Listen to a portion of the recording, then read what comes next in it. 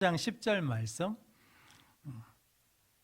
같이 읽겠습니다. 그러나 내가 나된 것은 하나님의 은혜로 된 것이니 내게 주신 그 은혜가 헛되지 아니하여 내가 모든 사도보다 더 많이 수고하였으나 내가 한 것이 아니요 오직 나와 함께 하신 하나님의 은혜로라. 아멘.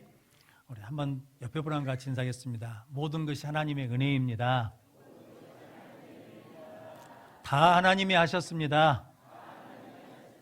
하나님께 영광을 돌립시다. 할렐루야. 아멘.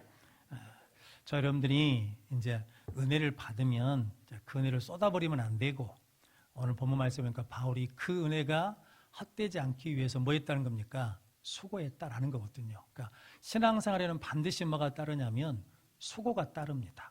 그냥 되는 건 없거든요. 우리 예수교회가 지금 여기까지 온 것도 우리 장로님들, 권사님들, 우리 집사님, 성도님들이 받은 은혜를 가지고 뭐 해주셨기 때문에, 수고해 주셨기 때문에 이 열매가 있는 거거든요. 그런데 바울은 그 수고하게 한 것조차도 누가 하신 거라는 겁니까?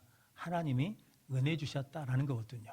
저 어렸을 때 들었던 이야기 중에 지금도 기억하는 게 있는데, 옛날에는 물지개를 지고 물을 길렀잖아요. 그런데 물지개 한쪽이 금이 갔어요.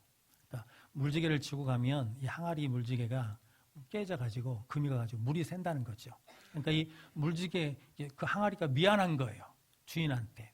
아니, 나같이 부족한 것을, 흠 있는 것을 왜 계속 쓰냐.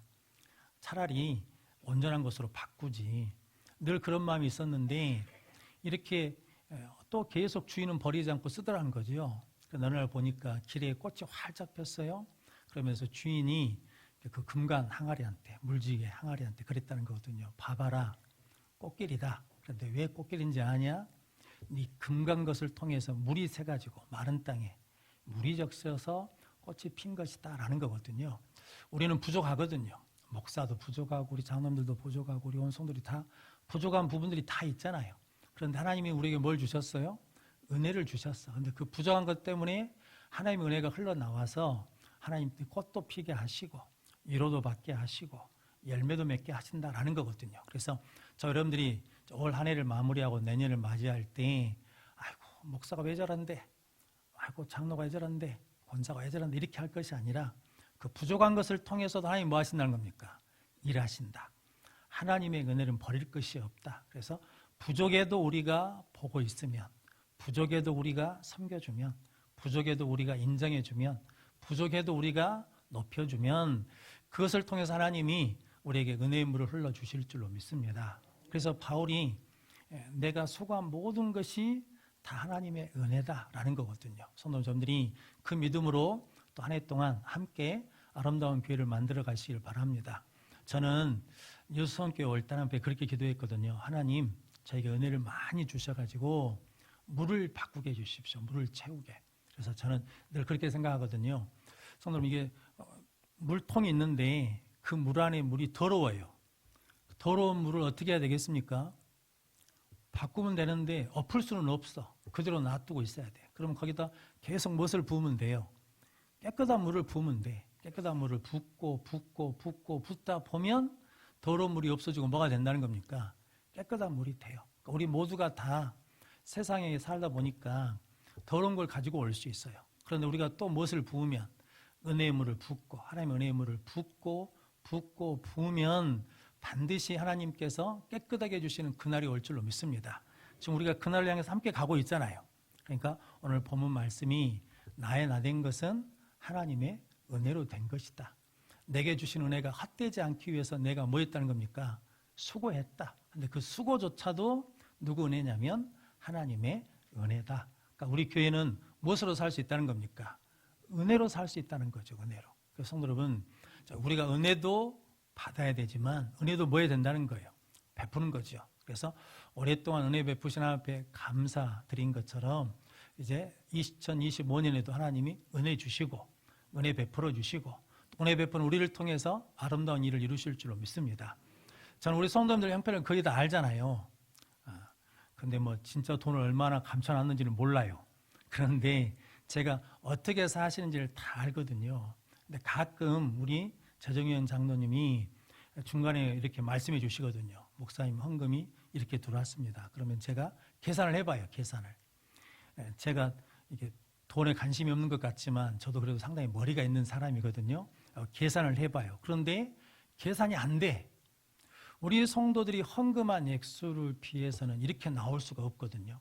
이렇게 헌금 나올 수 없는 구조인데 도대체 하나님이 어디서 이렇게 채워주실까? 그러니까 이게 계산으로 안 돼요. 그러니까 제가 계산을 안 합니다. 이번 주에 헌금이 얼마 나왔는지 가끔 누가 물어봐요. 이번 주 헌금이 얼마 나왔는가? 그런데 제가 사인하거든요.